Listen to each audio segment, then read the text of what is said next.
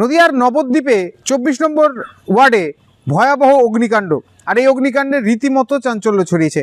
এক ব্যক্তির আহতের খবর পাওয়া গেছে এবং গবাদি পশুর মৃত্যুর খবর পাওয়া গেছে।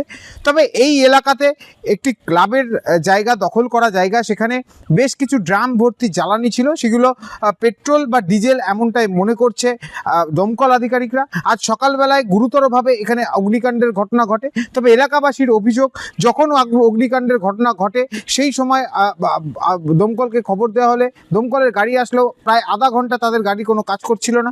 পরবর্তীতে একটি পাম্প কাজ করেছে এবং পরবর্তীতে আরও দমকলের গাড়ি আনার পর এই আগুন আয়ত্তে আনা হয়েছে।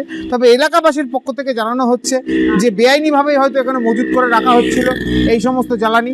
অপরদিকে এক মহিলা দাবি করেছেন কেউ একজন এখানে, অর্থাৎ যারা ব্যবসা করেন তারা প্রত্যেকেই ছিলেন, তাদের মধ্যে কেউ এই অগ্নিকাণ্ডের ঘটনা ঘটিয়েছেন, তিনি সেটা দেখেছেন। যদিও গোটা ঘটনা তদন্ত শুরু করেছে নবদ্বীপ থানার পুলিশ।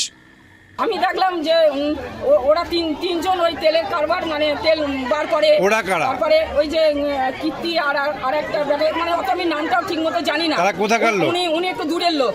ওই আচ্ছা। আরেকটা লম্বা মতো ব্যাটা ছেলে ছিল, উনি একটু দূরের লোক। তারপরে উনি আসে, দেখি তেল বার করে নেয় টোটো করে। আর এখানে একটা মুসলিম পাড়ার একটা লোক টোটো চালায়, উনি ছিল। তারপরে ওরা তিনজন ছিল। তারপরে আগুনটা লাগিয়ে ফেলেছে। তারপরে কীর্তি বলছে তুই আগুনটা লাগিয়ে দিলি তো? মানে ওদের মধ্যে কেউ লাগিয়ে দিয়েছে হয়তো। দিয়ে তেলের ওই যে ড্রামটা কেটে বেরিয়ে আসছে, আগুন বেরোচ্ছে, তখন ছুরি টান মারছে।